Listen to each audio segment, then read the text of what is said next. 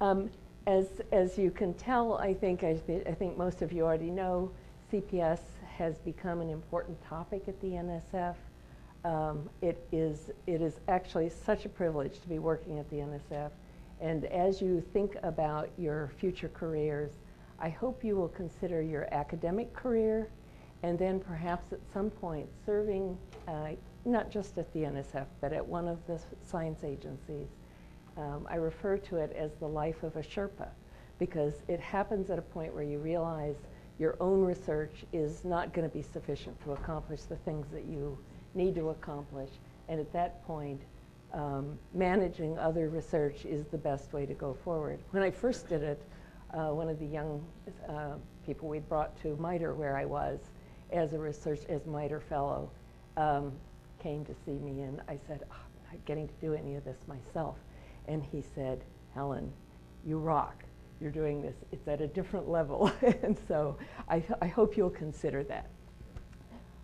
Okay, so my plan for this talk was to take you all the way back to the beginning of the CPS, not just program, but the quest, because it's been, I think, an unusual journey for a program. It's because it is, as Bill has been emphasizing, this interdisciplinary thrust is so important, because it began with the observation that none of the individual areas were getting things done. We really had to begin in a different way. And I want to talk about some of the opportunity areas that have been made publicized by numerous venues.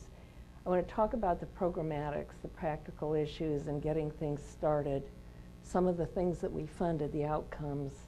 And then at the end, actually it'll be brief, but I think perhaps the most important part of the talk is thinking about what has happened, what needs to happen for the future, and then what will be going on next, both intellectually and in terms of program and agency involvement. Okay, so we always start with a definition because of the funny name of the program. I should confess that funny name happened under duress when Wei Zhao called me at an RTAS meeting and said, we have to have 2 pages in 24 hours. We couldn't think of a better name, and so that's where it came from. And in spite of the fact that we get a lot of pushback even from OSTP about the name because they think it's too geeky, nobody understands it, we're stuck with it, I think. It's out there, it's in Europe, it's everywhere, you know, live with it. So the main thing, though, is that what we're after is trying to bridge this, I think it's actually another valley of death between cyber and physical systems in the area of exploiting what we know about computation, networking, and so on, and what we know about the design of physical systems and bringing those two together. It's a tremendous challenge. And as Adi pointed out, engineering at the NSF is a big part of this program. This is a dual directorate program. We expect it will become more than a dual directorate program, and Bill mentioned some of the areas. Bio, I think, is a great opportunity. Mathematics is another great opportunity. Okay, so we began, though, with this kind of disseminated observation that things were happening everywhere, that all of these systems were being built or imagined, and all of them were dependent on computation. So this little IT Inside came from the days of Intel Inside, and trying to basically get these areas to consider in their plan for the systems something about the computational strategies that would be taken on. And so the interdisciplinary challenge was immediately visible. You know, it's a fact that the computational part of these systems is active. It's an element in the dynamics of the systems. So you immediately get logical and physical coupling of the implementation of the system. So what happens when you're trying to compute and you're thinking, oh, I can just make, in this case, I think there aren't pedals on this hydrogen bicycle, but all we need to do is make the wheels go as fast as possible. Well, that may or may not be possible because of things in the physical system, such as actuator saturation, rate saturation, If you had pedals, I think the actuator saturation is a really big deal for making it go as fast as possible because your legs are going to get very tired. On the computational side, you get power consumption coupling, for example, with the physical system. So if you're building a system that has, for instance, a lot of sensing coupled into the chip that is doing the sensing, managing the computation about the sensing, you get tremendous coupling in the energy consumption. And as you all know, batteries don't last. And so it's a big issue for systems that we're trying to build. The application software issues are really pretty interesting ones because software, by the time you get to software, you're at the end semantics, the final semantics, and you have lost a lot of information. And so trying to figure out whether your software is going to be able to execute in the time interval that you have for the controller is really quite a challenge. So worst case execution time is important. It's been a tremendous quest by a lot of people in the field, but it's also a pretty difficult one because you have to make such generous estimates. You can't really tell. And so that changes the efficiency of the control system because you can't count on the software to come through. So issues that have to do with reaction in physical time have driven a lot of the thinking that led to this program. So I've already mentioned the physical implications of computation, and then beyond that, there is the issue of how these systems will interact. As you bring systems together, they will couple physically and they will couple logically, and that is something that had been entirely ignored. We were building single systems with cyclic executives, watchdog timers, simple mechanisms to make these simple systems work. We no longer have simple systems. And so trying to start the program, not just this program, but even precedent programs, by getting people to think about how you close the loop around these combined behaviors where at the intersection of the axes, there always is interference that has to do with time, dynamics. And then there are lots of things that each of the elements, the computing platform, the software control, the physical system, have elements that interact with each other pairwise. And so energy, as I've already mentioned, the behavior of the software, the periodic calculation or not. If it's event-based, it's going to be different. So how do you think about these systems in a way that gets to a single combined perspective has been the initial and is the continuing challenge for this area. One of the major knowledge gaps, I think, has been that we really can't just continue to build systems ad hoc. We can't just go build another system and think that we have discovered the principles that will guide future system building. In particular, the modeling issues. CSL is very focused on modeling. I came to refer to this as an area in which there was a huge algebra physics gap, because in general computer science folks are trained in things that are algebra-like, automata theory. Many, maybe, I hope, have studied universal algebra at some point, and so think about the more discrete side of mathematics. Certainly discrete mathematics is part of the curriculum in most places, but it is a big gap because many computer science programs dropped continuous math as an explicit requirement.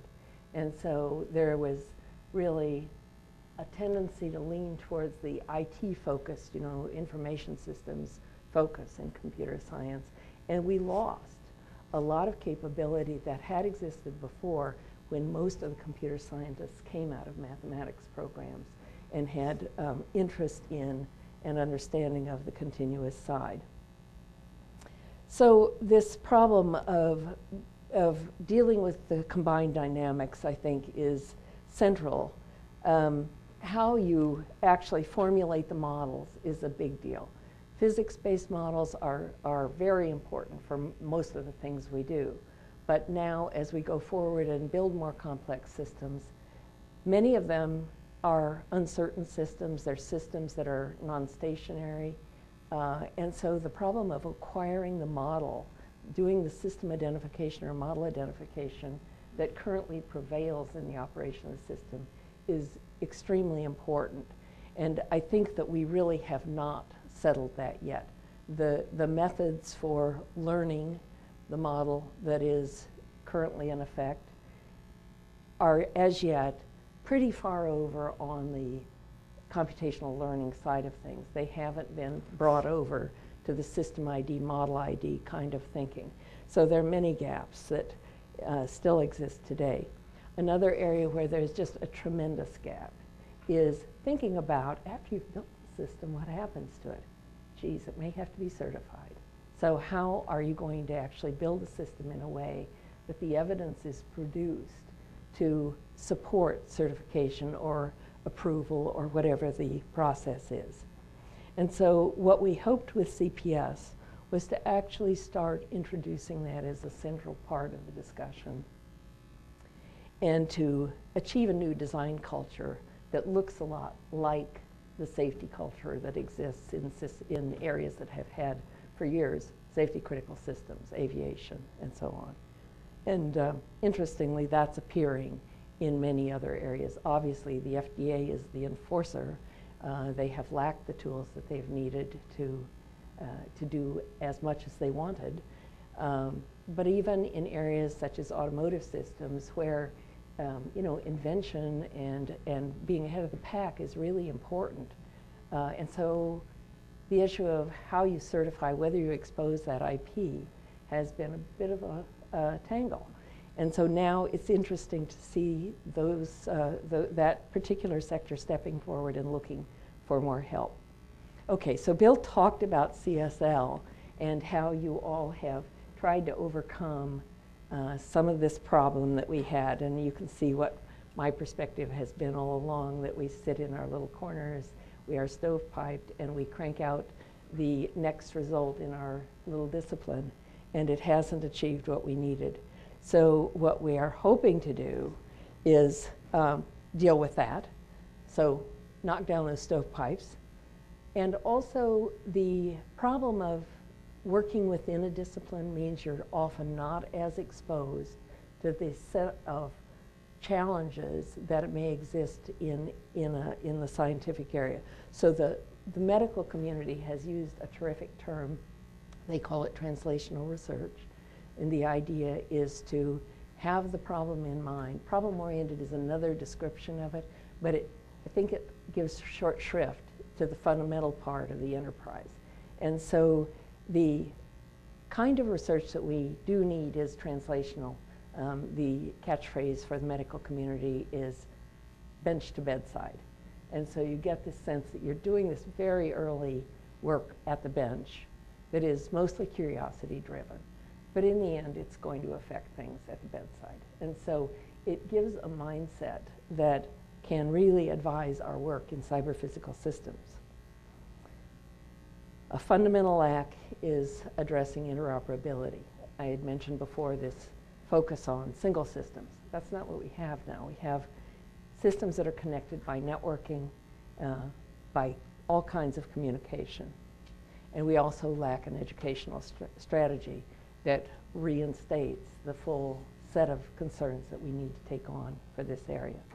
So this just kind of emphasizes that point that we are so institutionalized. We have separate textbooks. We have separate disciplines that are developing wonderful ideas, but to some extent in isolation. And so the community that has been building up around CPS, I think, agrees that it is time to think about whether all those disciplinary boundaries should stand as they are, or whether we actually ought to be looking for the new fundamentals that sit at the interstices. Okay, so now this is an odd kind of slide.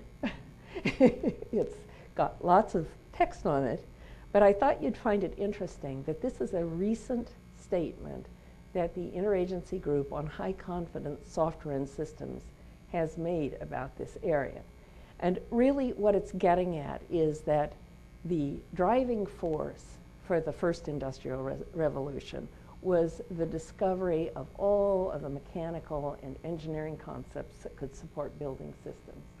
Then there was, we call that the blue-collar revolution, perhaps.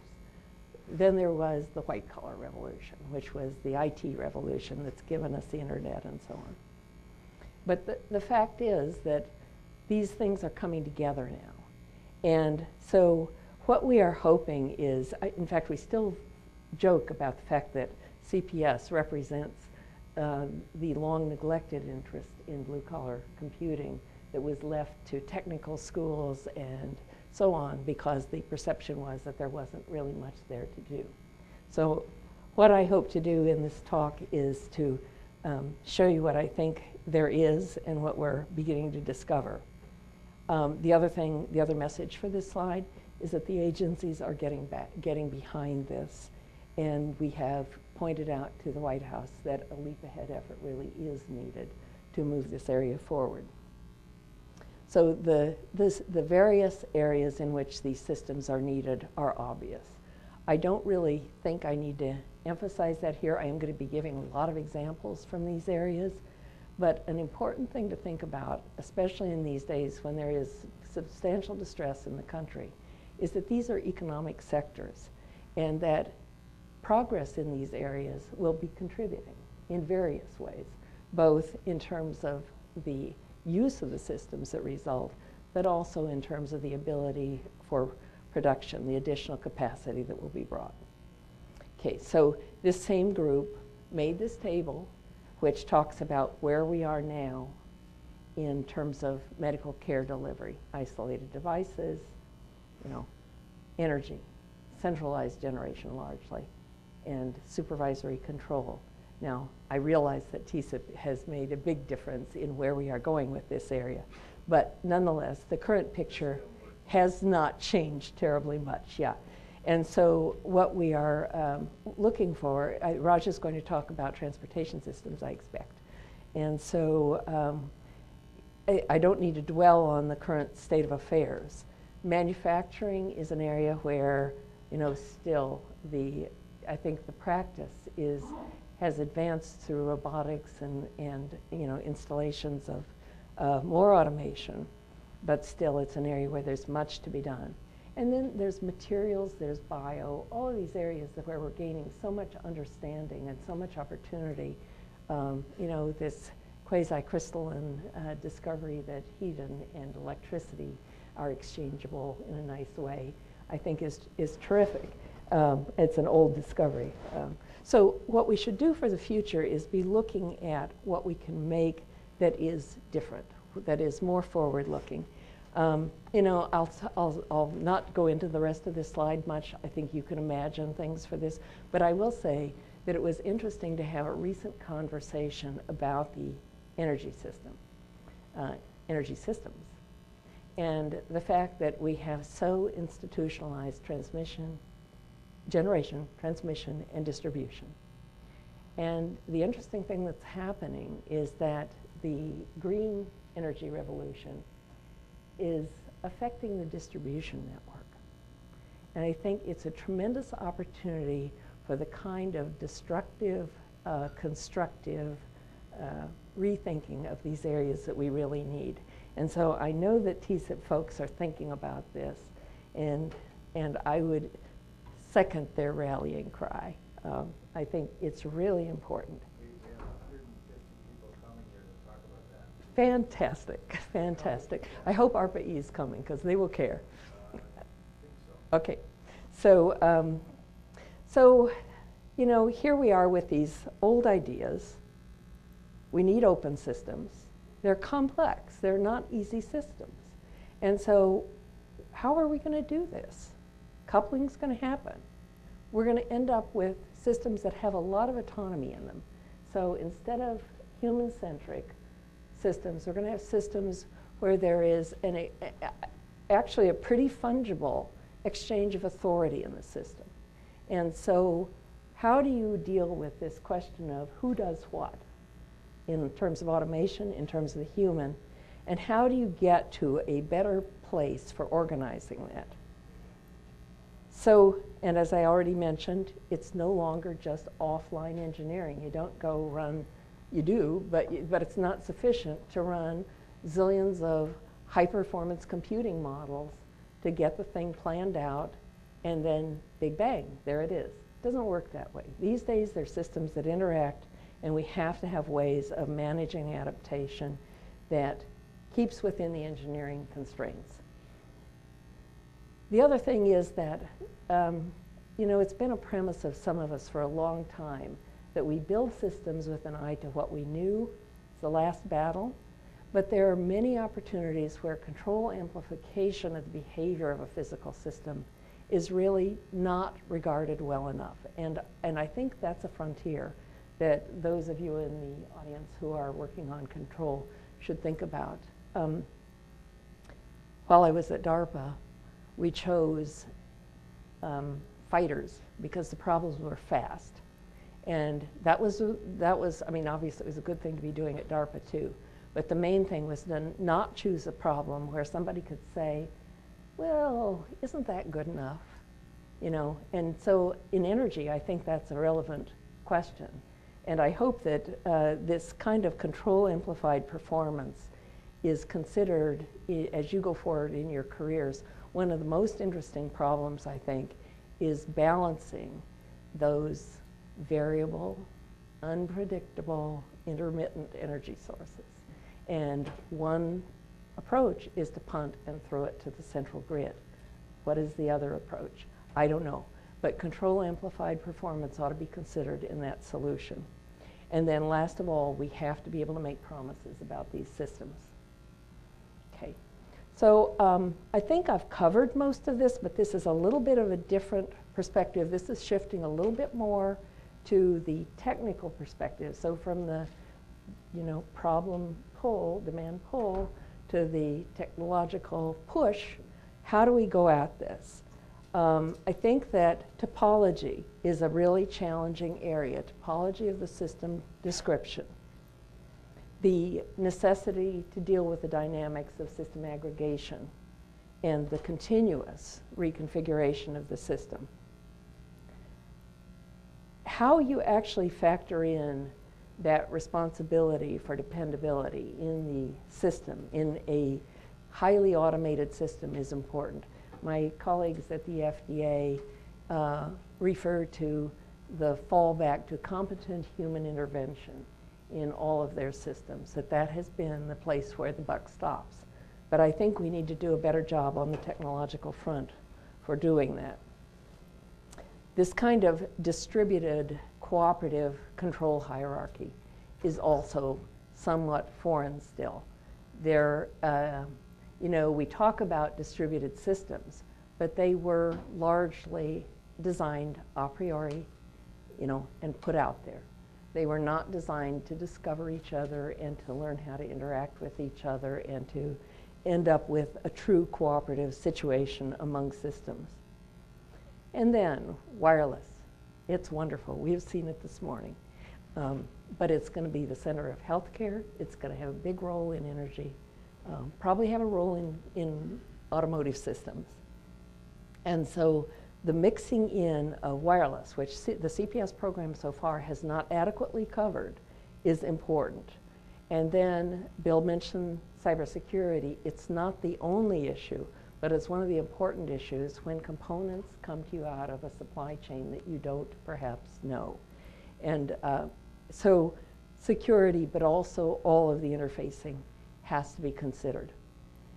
Okay, how am I doing on time? Okay, all right, so, okay. So what we did was start a discussion, and Raj is sitting over there. He's not looking tired today, but he deserves to look tired. He has been really a trooper in terms of helping us get a series of workshops on the road that motivated the other agencies besides NSF to get into the game. And so the agencies themselves got together and decided that we should do something on design for dependable systems. We funded a National Academy study on that topic. Because of the, once you give the money to the National Academies, it's a blind process. And because of the management of the project, because of the availability of people, this project ended up being led by Daniel Jackson, who is a tremendously capable computer scientist. He's had some time, spent some time here at Illinois, and he decided to take this on from the perspective of software. So we ended up with a really interesting report that pushes towards evidence-based certification of systems. It makes the argument that no longer can we really depend on the FDA checking off the checklist for the process, that instead it has to be evidence-based. Now that has started what I think is a very long and difficult path, but a really worthy one. So I think I won't say too much more about that now. There'll be a couple points later in the talk that refer back to that.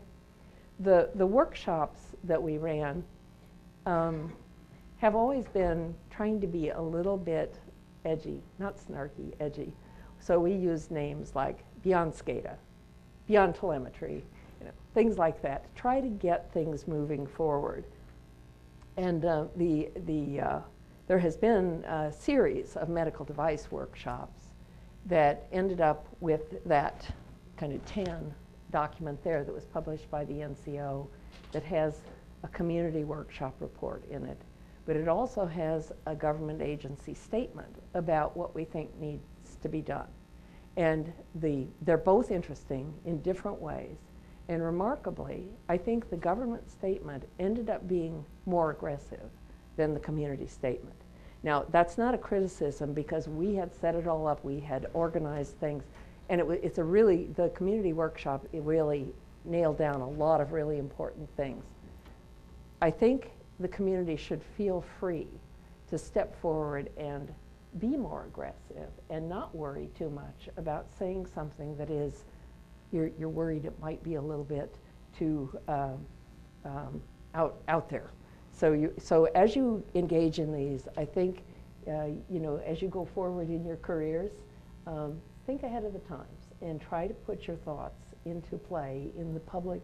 Don't just hold them for your own research, but think of them as something that has to be out there to prime the area so that you can do that research when you get to it.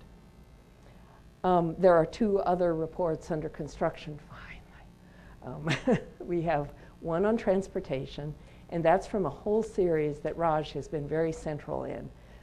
It's the govies that have been slow. And so we are beginning to, sorry, that's an affectionate term that we use to deal with various things. So, so we're in the process of getting that report done. Remarkably, we have participation by now the Federal Highway Administration, by AFRL for the aviation side, by the FAA's Next Generation Airspace Joint Program Development Office, JPDO, by NASA Aviation Safety, those folks are very concerned about the problems of certification.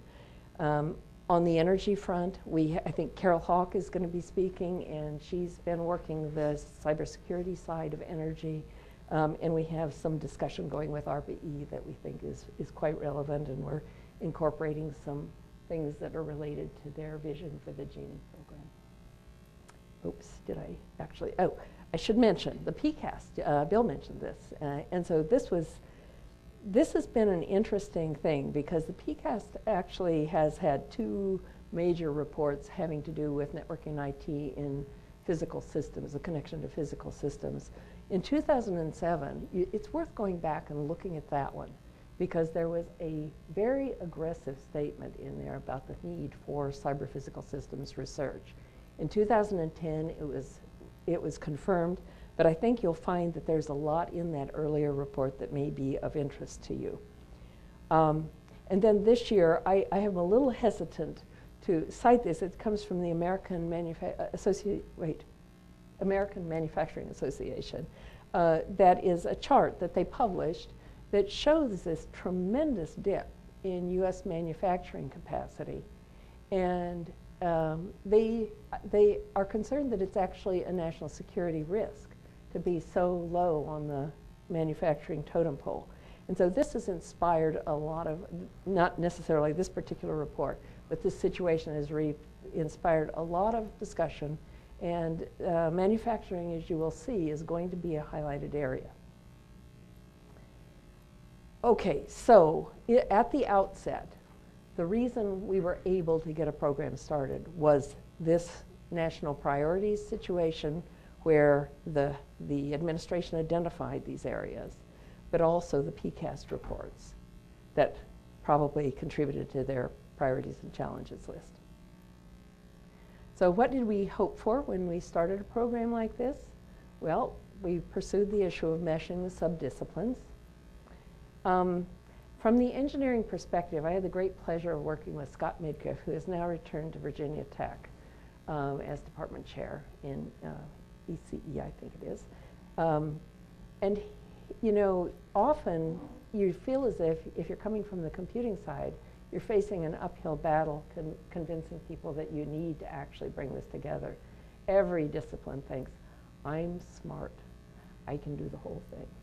But Scott was terrific because he commented that by and large people worked on on problems by identifying the system they wanted to build, thinking about what they wanted to do, and then going out and buying the computing gear. And that was it, you know, basically then hacking it from there. So his platform first declaration was really a breakthrough. He's been succeeded by Zygmunt Haas, and then more recently, as Zygmunt left, by Kishan Behati, who has been a stalwart throughout. He's a terrific partner in CPS. And he has continued this concern of not just doing the physical, you know, subject system platform first, build the UAV, and then figure out how to do something with it. And so it's been a great, for the first 3 years, it's been a really great encounter, and it will continue.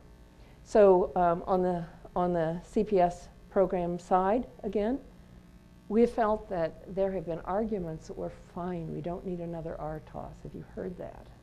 And yet if you think about the scaling of these systems, from very large distributed systems to very small, deeply embedded computing, I'm not sure. In fact, I'm sure. No, it won't be enough.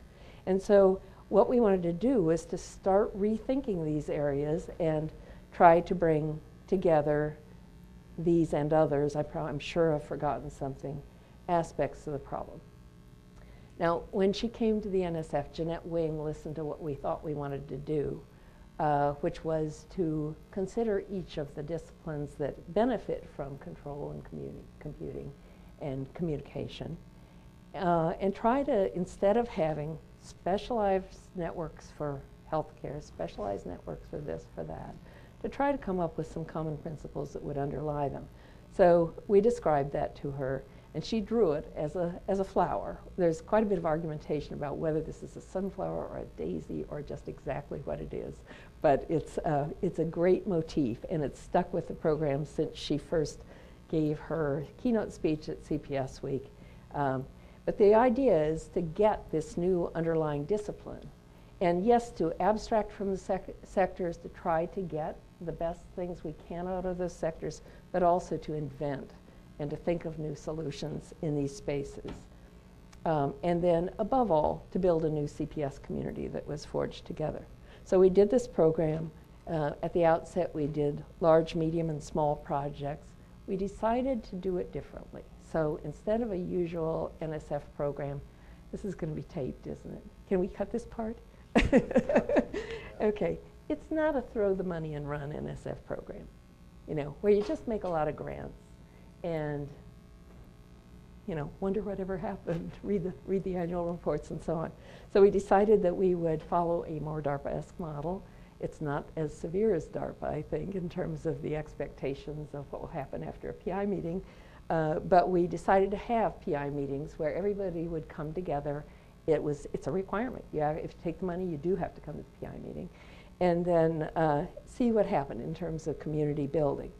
We also funded support for what we called the virtual organization, which is this interdisciplinary community that we're hoping will come into existence.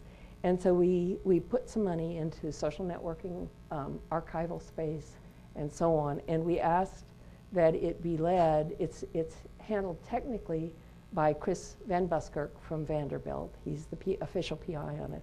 but we asked that they provide a senior person to be the face of the virtual organization, and Jana Stepanovic from Vanderbilt stepped up to that. So we took those two unusual steps, and then in terms of scope of the program, you know, we could have picked a couple of really targeted things to work on, but we decided that if we had this grand goal of really replacing the science, we'd better do everything: foundations, methods and tools, and then platforms and systems. We really wanted to see some grand challenge systems coming forward that people could get their minds around. And so this is it. We wanted to enable this community to bridge the research areas, educational strategies. Now, this is our great shame. We have not made much progress on this. And we now have somebody, Jonathan Sprinkle, Arizona, is stepping up to help organize an activity to push CPS education. So we're going to do better. And in fact, I think, you know, given the personality, we're going to do pretty well. He is pretty aggressive, and I'm sure, Bill, he'll be to see you. We'll be looking for your help with this. Okay, so it did, I have to say, begin before the CPS program at the NSF. So there were programs, number of programs at DARPA that were quite seminal for this. The workshops. We did a seedling program. A couple of you actually won grants in that seedling phase of the Embedded and Hybrid Systems program under CSR. And then we did this experiment, 3-year experiment. You know, if you build it, will he come? Well, we'll see, just a minute. And so the topics that needed to come together are here. Probably not all of them, but this is what we had in mind for the intellectual matrix for starting the program.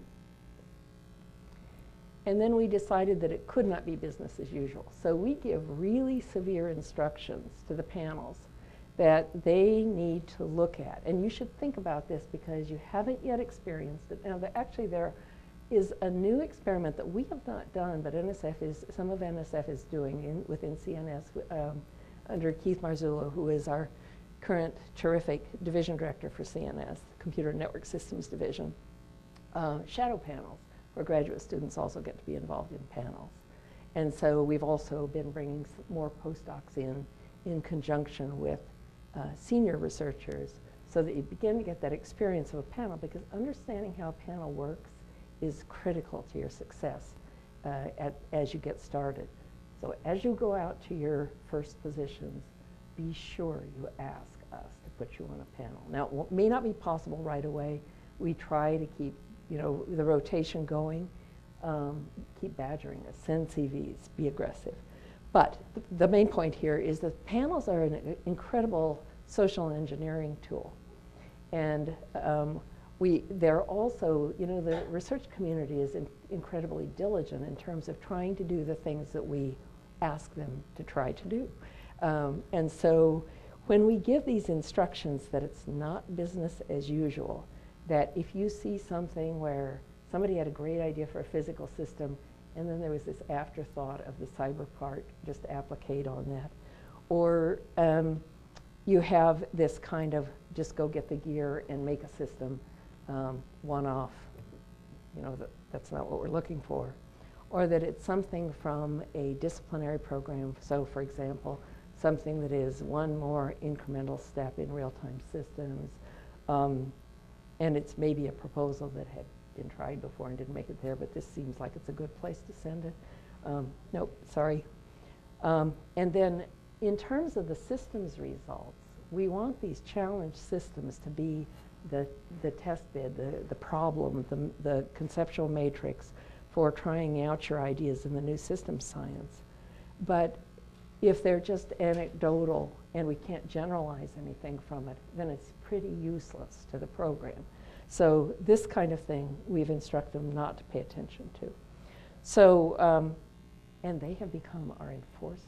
They're amazing. They're, you know, we don't even have to say it anymore. The panels are really pushing for this kind of thinking. The other thing we wanted is not just another solution for an everyday system that we all know very well. We really want people to look forward to those future systems. Not your father's Oldsmobile, I think was the catchphrase that we used to use. And so I've talked about it not being a grants program and the extra things we did. Another aspect is that we really want to establish connections outside of the NSF and connections outside of the academic community to industry. So we are really seeking the involvement of mission agencies as well as other research agencies of industry. We count on the professional societies to play a big role in this. And then we really have immense wish for international research collaboration. We had a terrific collaboration in the embedded systems area prior to the creation of Artemis.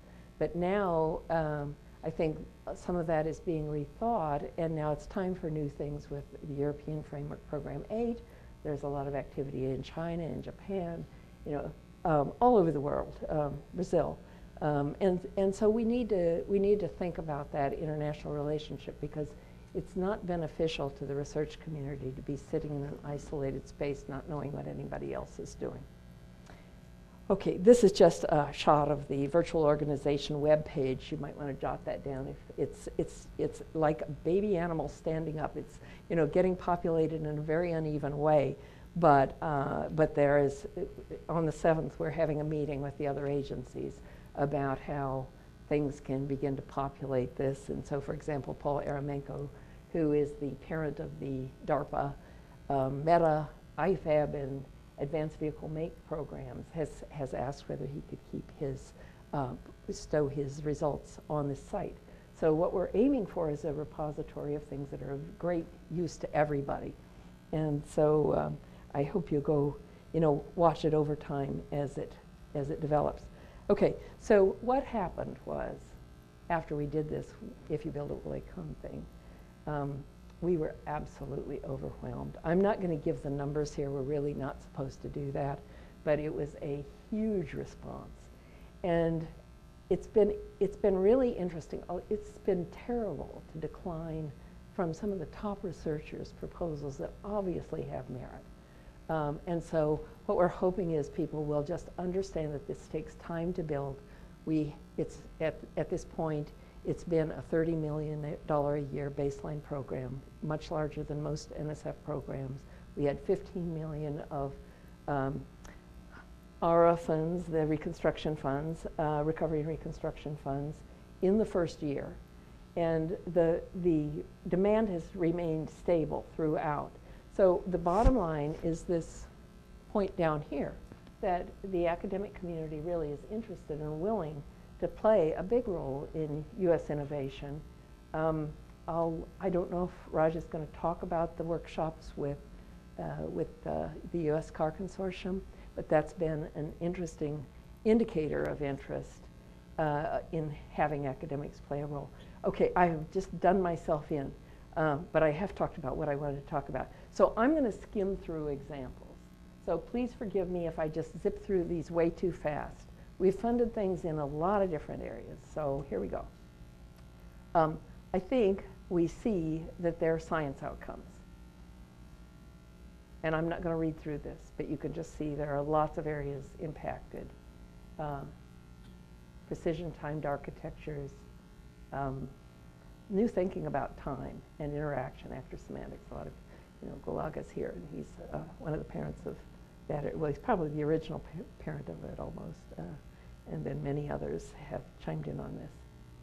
Okay, but I think the important thing is to think about how this actually is coming together.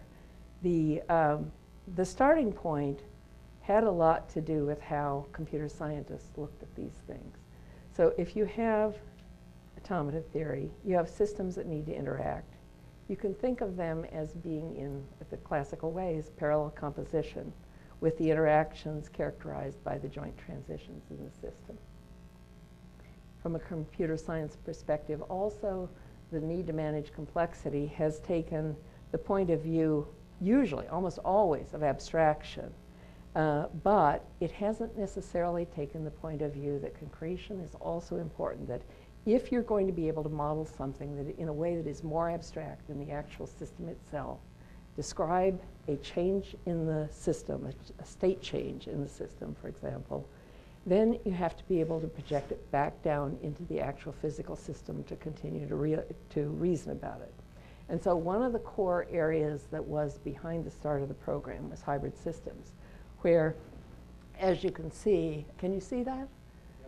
Okay, so the core thing is that you do have a transition system. You're able to describe switching and discontinuous behavior in the system, and each step you take is guarded. So it's a guarded transition system, and the description of the system over on the right, its evolution depends on both the continuous evolution within a state and the discrete transitions that take you to new states. And so that description, this to some extent tames that combination. It's very difficult. In fact, many formulations are intractable. And so much of the work has been towards getting tractable methods to deal with it. If we can succeed at that, what we have is one version of a model of dynamics that is also a model of computation, that is also a software execution framework.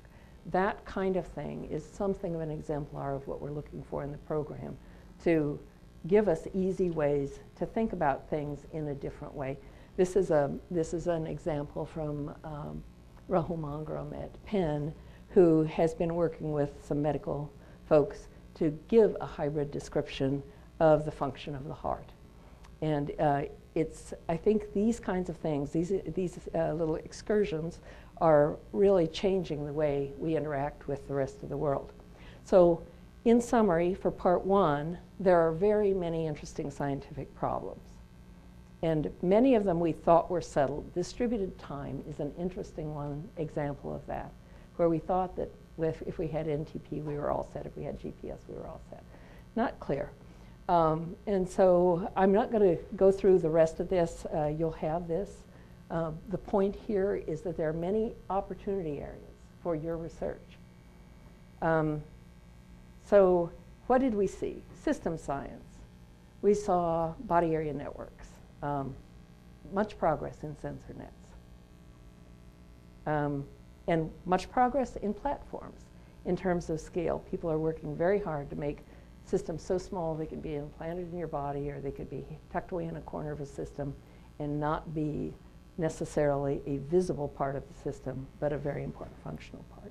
New computing technology. This is one that's kind of interesting. It's looking at non-volatile computing, so that if you're in a sensor system, and as will happen, you run out of energy, you don't lose everything.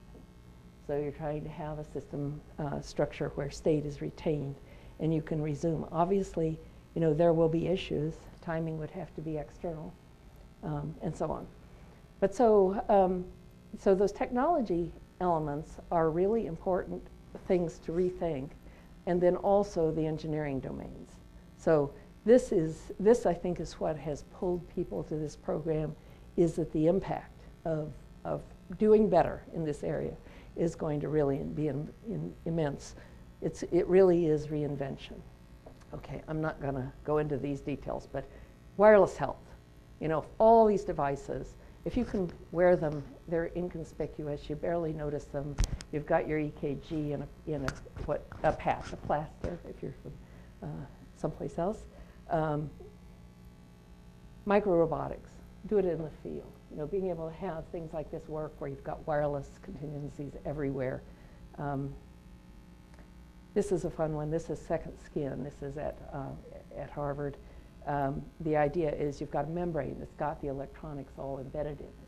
And so it's being used to learn the behavior, normal kicking behavior of infants, and then teach it to infants that don't. It's got actuation. Teach it to infants that don't have that normal behavior. Louis has been working on things with Mass General that have to do with preventing bad things from happening, where you prevent lasing during surgery from going on while the oxygen is on, which brings these tragic pictures. And then also after you turn off the lasing, being able to make sure the patient doesn't expire, stress patient doesn't expire because you forgot the oxygen.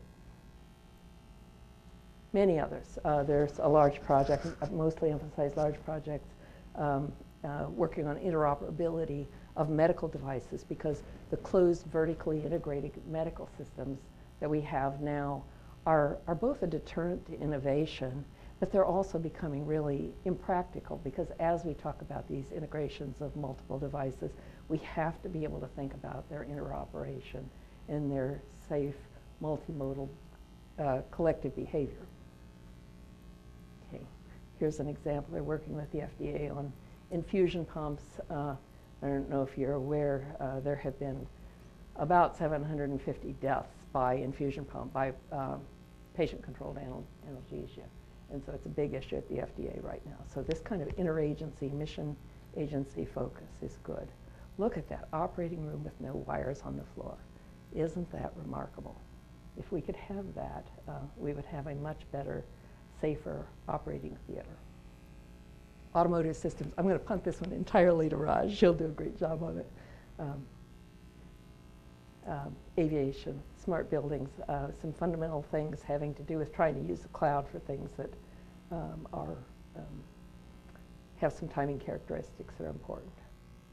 Hamza Balakrishnan and Claire Tomlin are working with the airspace folks. This particular slide comes from a real community effort. Some of your speakers, Magnus Eggerstad and others, have contributed to this formulation of things that need to be done to make the airspace safe if we move control from ground systems to distributed control in the airspace that has all the characteristics I've been describing of the CPS challenge. Smart grid, I said a little bit about it. I didn't have many pictures, unfortunately, from these projects, but we certainly are actively funding projects where microgrids and detachable microgrids, standalone microgrids, which I think are a great way to look at the hardest challenges that then can reattach to the grid.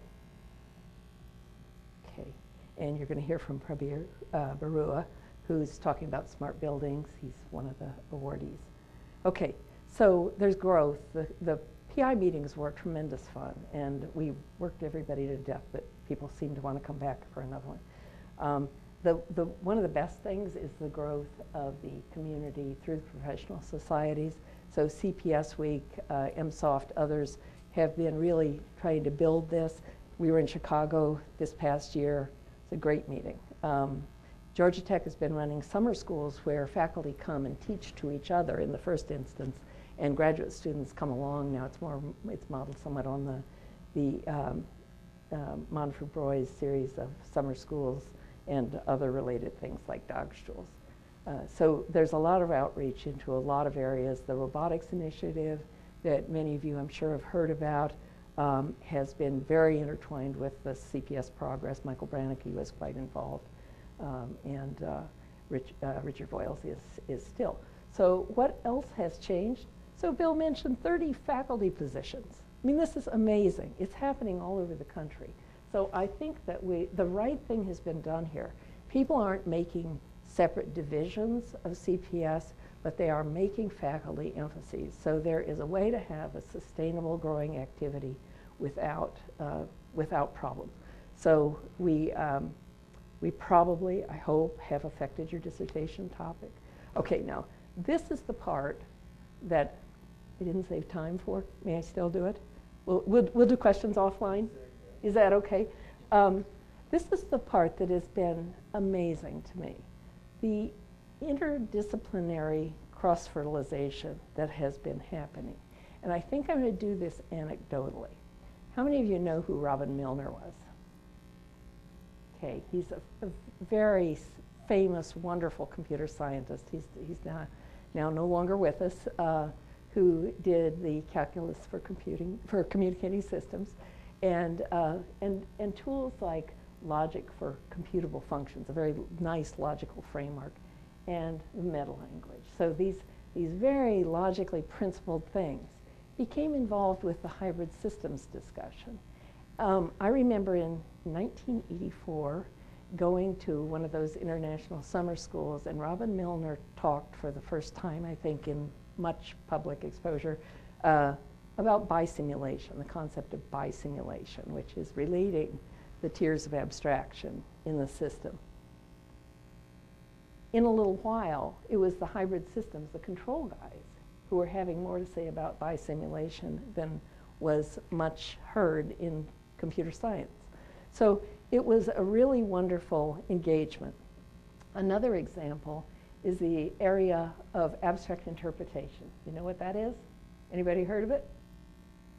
Okay, so Patrick and Radia Cousseau are two French mathematicians who figured out that you could say a lot more about a program if you took the sequence of instructions that were to be executed and attached to that a meaning other than the normal standard semantics of that execution.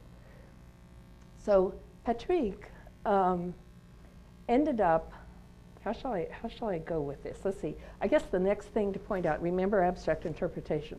Talking with a young computer scientist and control theorist, I'm now counting in both camps. He really started as a control theorist. Eric Ferrone, who is at MIT and who's now at Georgia Tech,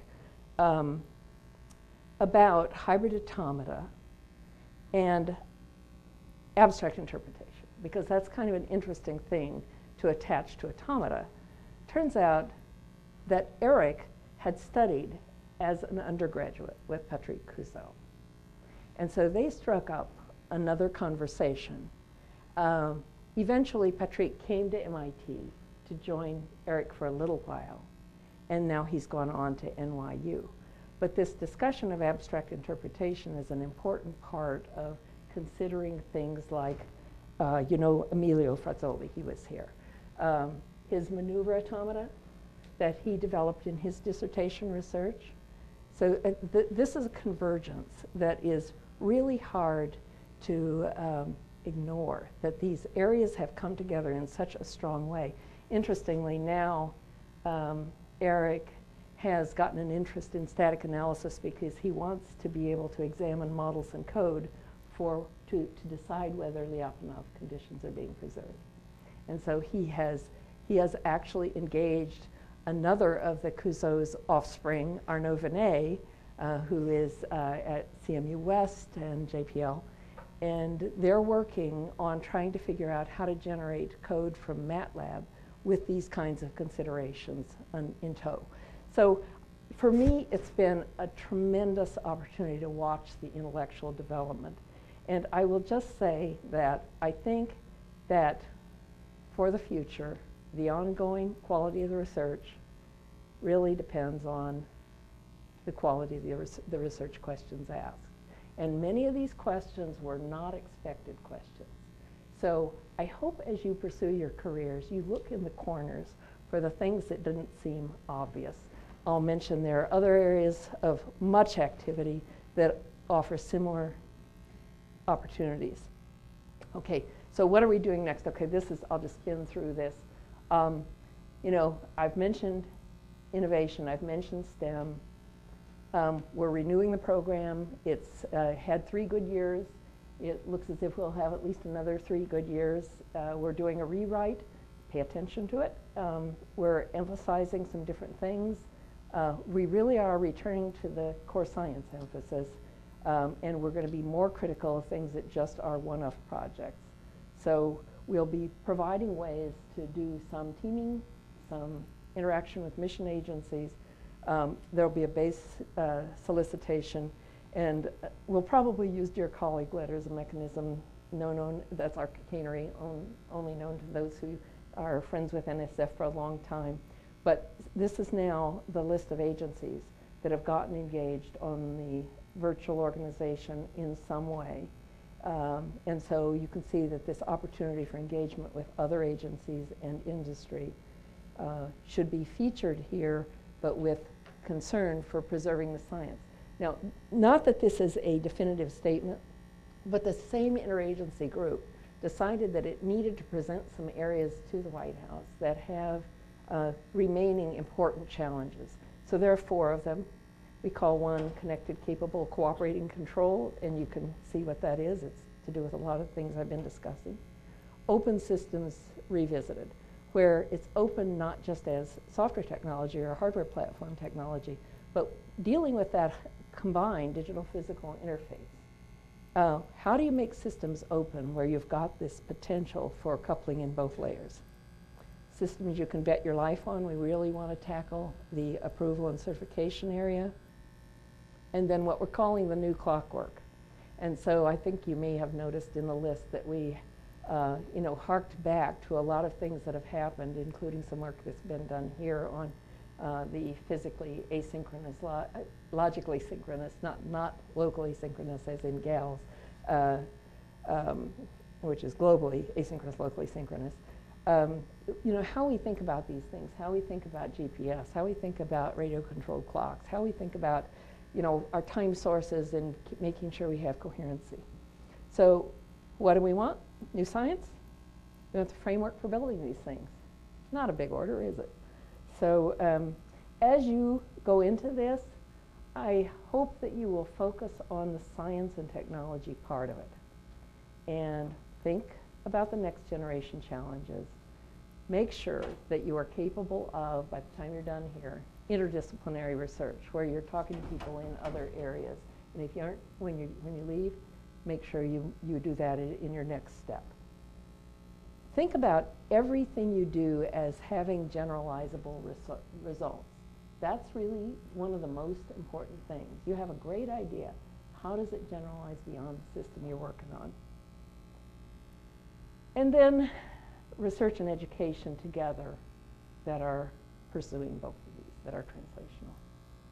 So we hope there will be huge growth of understanding in this area. And we'll need a lot of reinvention. I think part of this is to start really systematically linking the semantics of the problem and system design to the semantics of the platforms. Be inspired by new targets and go for integration. I remember a long conversation with Louis Shaw a number of years ago about the importance of integration, which was really considered second-tier activity. It's not. These are systems that you need to be able to bet your life on, and so it can't be. So before I leave, I want to thank you very much for inviting me. It's great that you've done this. It's just really an inspiring activity in its own right, and I'm looking forward to all the talks. I wanted to leave you with a quote from John Barris, who's a senior computer scientist at the University of Maryland, who is not known for mincing his words. He's pretty wonderful. We were talking with him about how we were doing on the program, and it was by phone, so his voice was coming over speakerphone, and we had had a fairly long discussion. There was a pause, and he said, "Education. As you know, education is more everlasting and more important than the research. So keep that as part of your mission." All right, thanks so much. Sorry it's so late.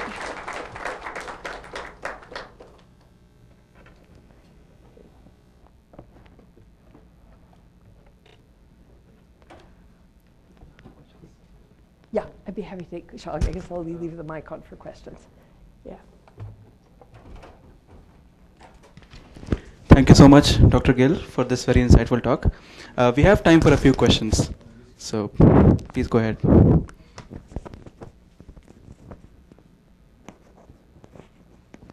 Go ahead. Fear not.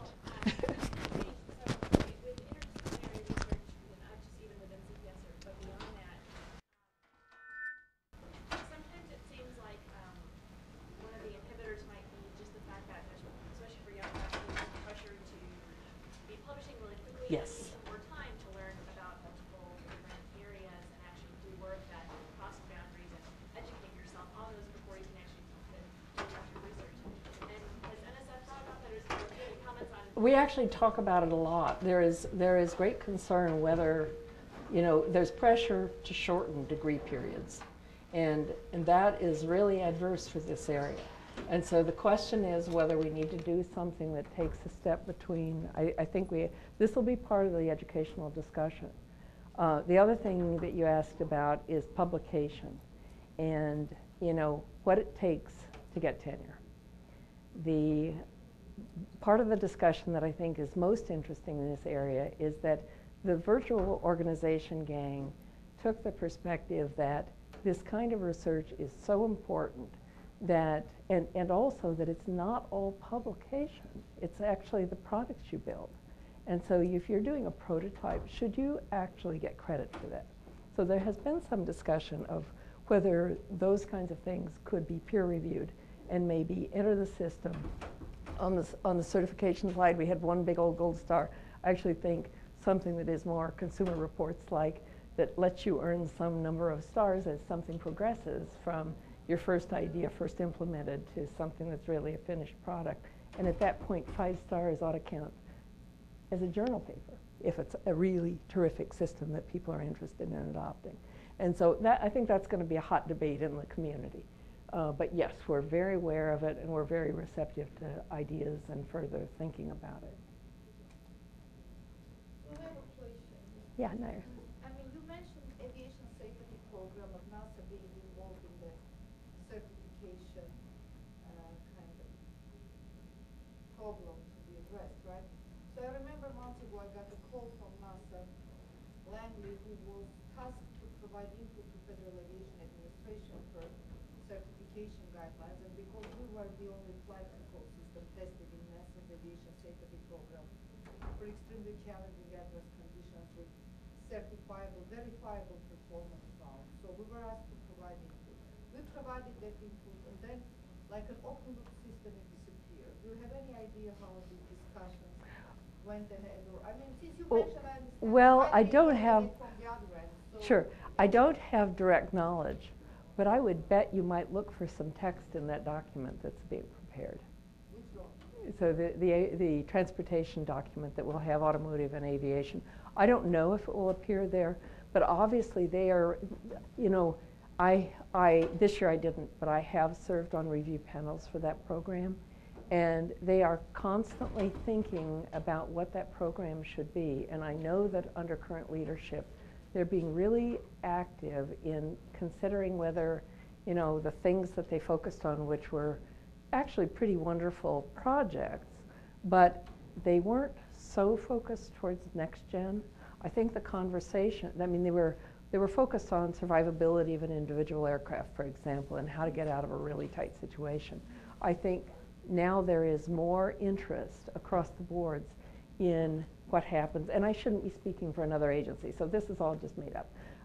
But the conversations we have had suggest that they are very interested in the problem of making this airspace safe and tackling some of the problems in that context.